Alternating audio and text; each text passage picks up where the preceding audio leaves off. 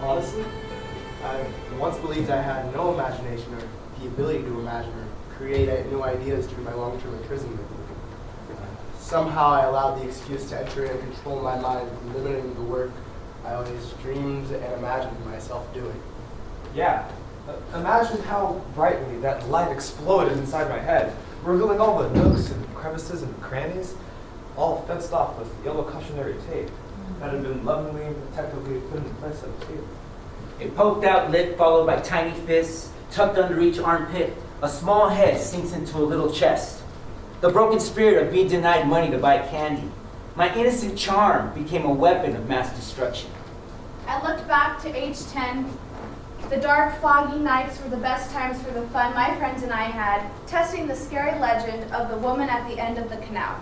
She was known for snatching little kids, dragging them into the dark tunnels to be lost forever, becoming her ghost babies. The strategic placement of soft-spoken words, while impish behavior danced the thin line of an ass whooping.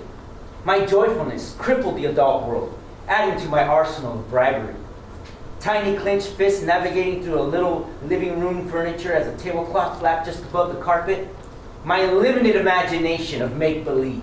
Suddenly, I could see past experiences peering at me from corners. Beneath crumpled sheets of paper with sentences or paragraphs scratched out. Shrouded in different stages of shades of darkness, or maybe it was ages. Reaching out to me, asking that I give them all light, life, creative illuminations. I then understood that every experience I have had is just waiting to become an idea, a new creation. And all I had to do was see them. A handful of G.I. Joes splashing in the tub brought 5 more minutes of sympathetic love.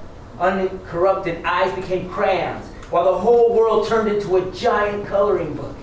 God's grace projected through a smile owned by buck teeth.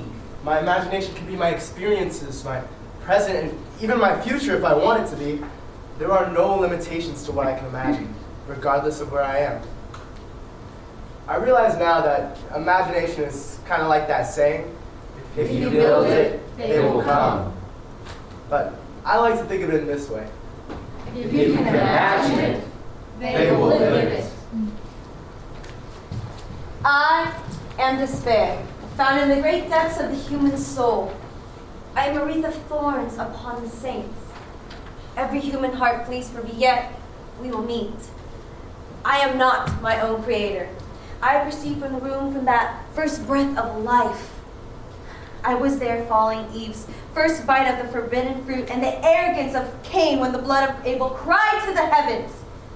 So much is thrown at my feet. Suicide, the most grievous wills. My condemnation is more than I can bear. I long for the peace that has been prayed from the martyrs of the lips. I cling to you so closely to know the promises you humans long for. And when you are born again, I too will become love and despair no more. Maybe.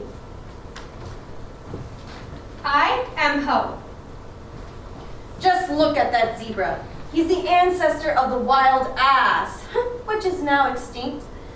The wild ass was too dumb to adapt, so he died out, still hoping for a better day that will never come.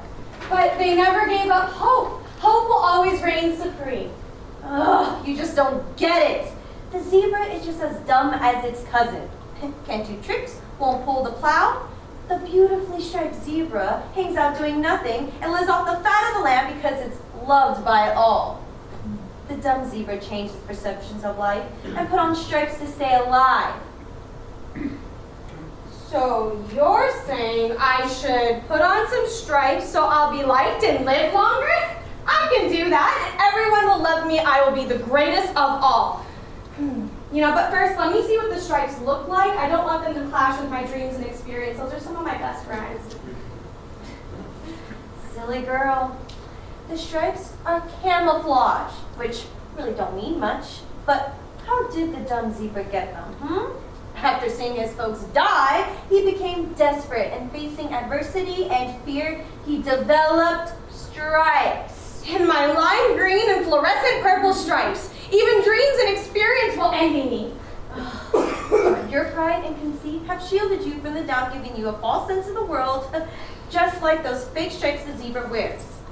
Hope without despair, without conflict, is a waste and is doomed to fade away. Come, you placed yourself so high above everyone else, you can even see the real life because you can't feel the insult of a raspberry. You don't suffer the indignity of a middle finger in your face, nor you can feel the shame of a lie while being guilt-free. Why does the zebra have to feel guilty about anything? Before he got stripes, all he did was graze the land, feed a few lions, hyenas, and tigers. He's doing the same things today, except he's a little bit more appreciated because he has stripes. So, Miss Despair, you made him feel bad about himself. But his hopes, me, led him to a better life with stripes. Man, I can't wait to get mine. When does the 99-cent store open? I once thought that freedom was a condition of circumstance, where life had hope and meaning. But being a dreamer and often wanting to escape my impossible life, I used drugs to find that freedom. My idea of creation was something I did while I was under the influence of LSD and cocaine. I often made the impossible possible by using the myths of my reason and the legends of my own mind. Until finally one day, I had the courage to face my substance abuse. And I realized that all the darkness, emptiness, and fear, despair could possibly be from the limitations of boredom and depression caused by my fear of living in this hostile, lost world. When I got clean and sober, and with a bit of time, all that emptiness, depression, despair vanished into the death it so deserves. Now I know that freedom is not a condition of circumstance, but instead a feeling of hope and courage, a gift from God through grace. Without me, only emptiness remains. I am that which all seek, and once realized find the possible. I am the first and the last in the birth of a child. I am relied upon by the lost, the depressed, and the gifted alike. Courage, reason, and inspiration are my innate powers that make possible the impossible. I am the substance of life and freedom. I am the reason why legends are born. I lend meaning to myth. Without me, only darkness and despair fill life with hostile limitations, bounded by fear and discouragement that leads many to creative death. I do not condone boredom. I am your escape from the repetitive discouragement. I take away from death what death cannot give. I am yours. I am hope. It's the moments in despair when you become one with the self. You will become a superpower, recognizing your gifts from the powers that be. You have to embrace the darkness and you will find your light. Realize your courage. This is a priceless learning lesson. Your car, clothes, money, female, family, and kids. These things have no meaning. Allow your imagination to free you and to give you your courage. Allow it to be your guidance out. Live in your truth and don't allow other people's thinking to drown out your inner voice. Mom? Dad? Mom? Dad?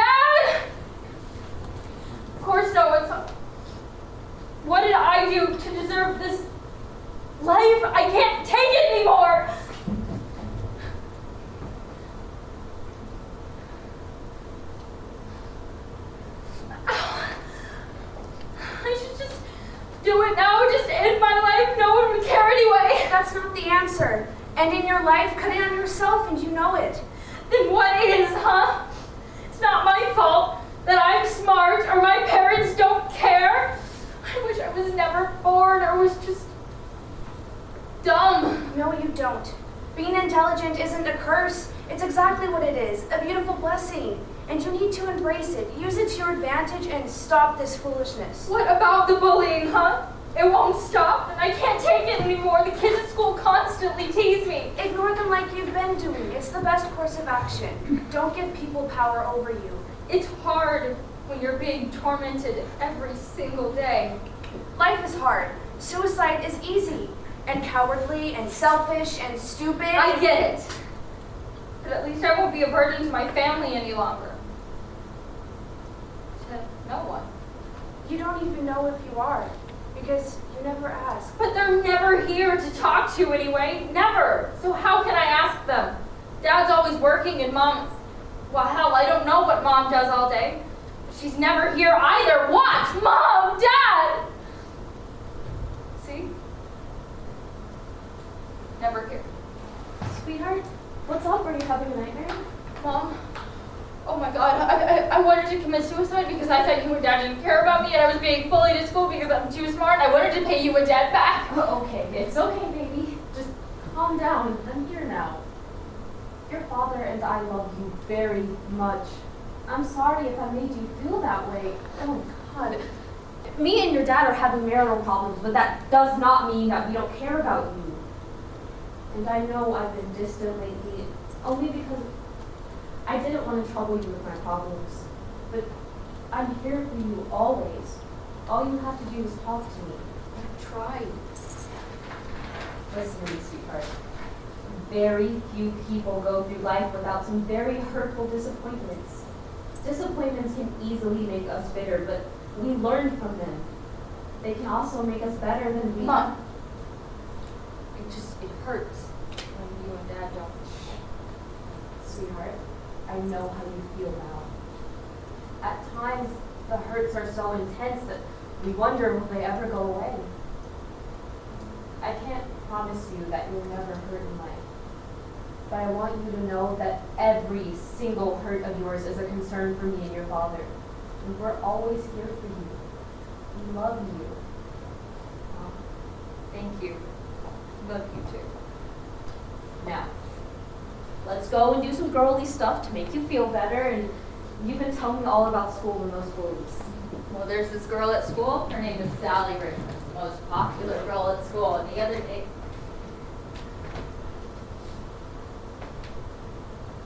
I find courage and inspiration from those who make it possible to make it out of the impossible. Now, restrictions can bring a man a fear and emptiness. For it is positive self-talk and hope that give reason to overcome a self-defeating attitude. Now, one can then find the power to find the meaning of life and to land in a place where you're at peace with yourself. I have felt lost in darkness within me. With only despair, only tiny portions of light got through to my thoughts and attitude, bringing depression. Why you even think death would be the best experience just to be at peace again? Darkness is such an ugly stage. But it is in the light that I find meaning and peace. And it is then that my walk in this journey of life becomes great again. And my soul is at last free. Free to enjoy life. Free to enjoy my family. Free to enjoy friends. the hospice is a model example of care and compassion. Their last days here are even better than what they had in real life. Sure do smell bad. Not for long. I'll have them cleaned up and powdered before you know. Sad to say, we function like an endless conveyor belt, from life to the grave.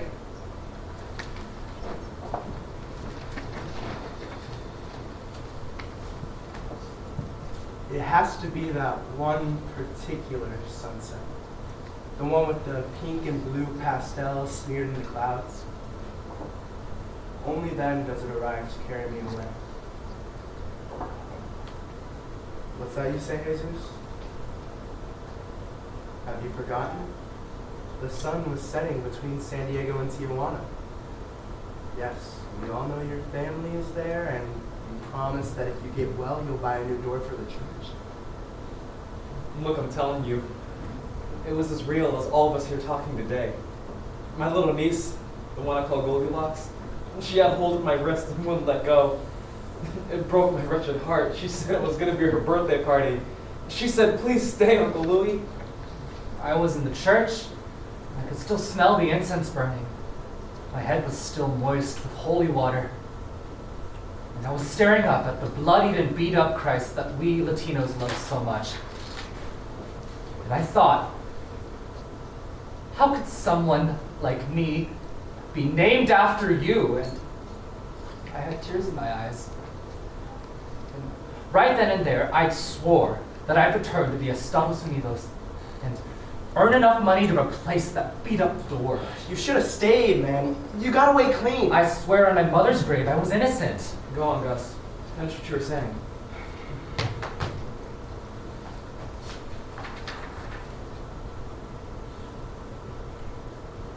The first thing I saw was a towering shadow cover the prison yard. There was this long rope trailing. Inmates were running like crazy, knocking each other over, trying to grab hold of it, and then it came straight towards me. Did you ever think, why you? Dios, what a sign. Anyway, it was attached to the talon of an immense eagle, and I climbed up the rope, soaring higher and higher into the sky. And it was a shift change. You could see the guards coming and leaving. I was on its back, and I knew not to climb down at that moment. I just looked at the far horizon, and that's the way we flew, far away from the prison. Quiet, everyone, here they come. So these are the vegetative and comatose? Yes, you'll read to them and comfort them. We call you volunteers the convict whisperers. On their birthdays, you'll bake them cake, sing happy birthday. Wonderful. And lastly, if no one comes for them, we'll scatter them on the ocean. It's almost romantic. Oh, I thought they'd never leave. Hey, remember that barbershop quartet? The one from the Castro district, singing a cappella. Yeah, I'd rather be waterboarded than go through that again. Then some idiot wrote down that I love the classics. Them old ladies robbed me with Shakespeare or the Greeks. I'm now knowing the Russians had it worse than us, and I admit, I'm loving that Dostoevsky guy that Luther lady's putting down on me. Did you ever stay for your niece's birthday party? Hell no. I woke up and some damn inmate caregiver was busy peeling off my wristwatch. Bastard.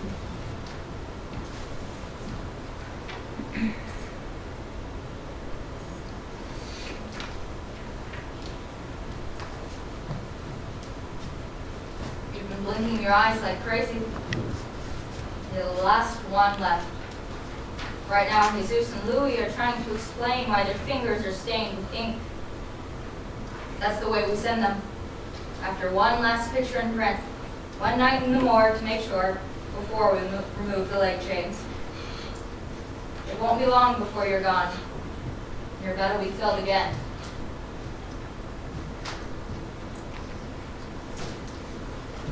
At first glance, most of you would believe that I'm a wolf in sheep's clothing.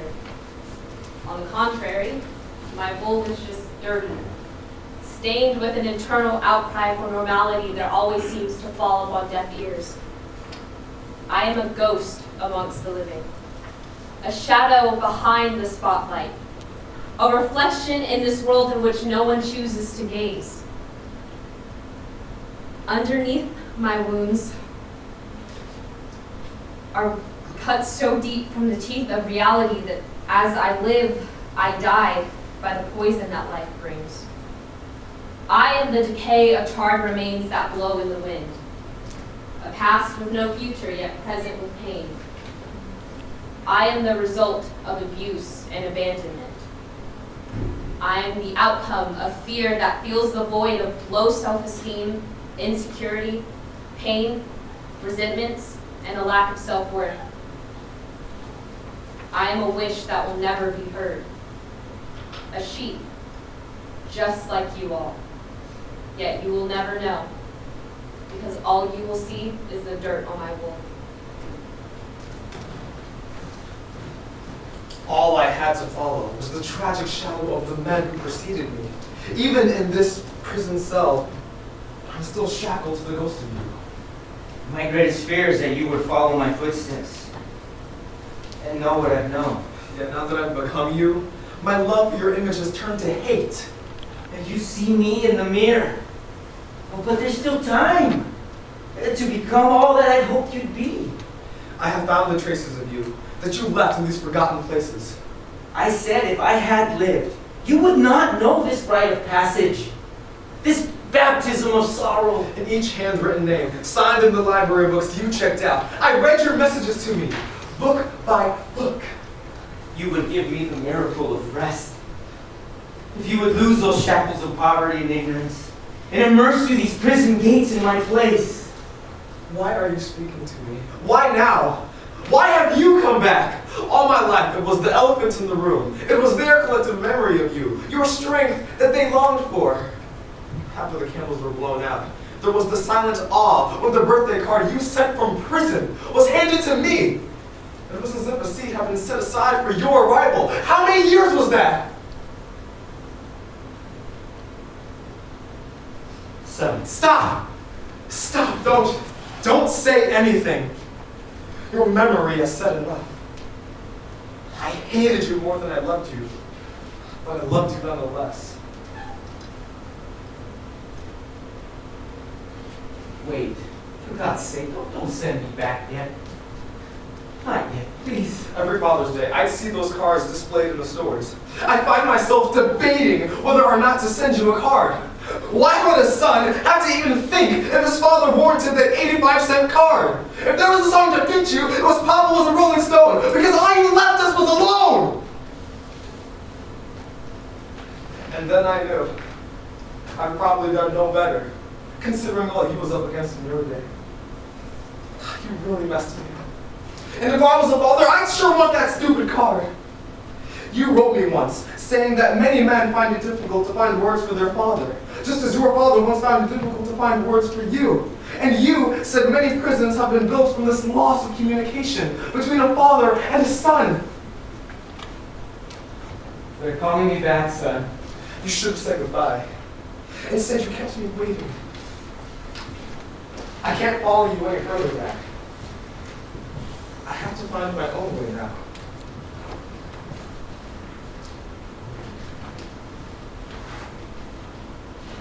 There are no words for the Father. None. There's only regret. And what's left unsaid and undone. And there's just but this one life for a man to live. Unholy, ungodly, without the Eucharist of his Son's love.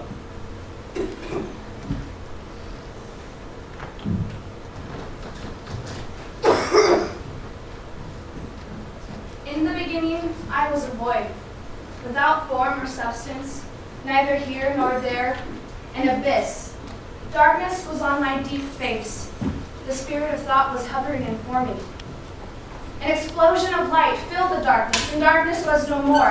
The thought process began to form, and the firmament of thoughts was divided, and he saw it was good. His thought tree yielded many seeds of many kinds, and it was so. He gathered his thoughts into existence and brought forth an abundance of life. Then he said, "Let me use my imagination with my creation of thoughts to create life." And he did. And he saw everything his mind created. And behold, it was very good. And that evening, he completed his creation and rested.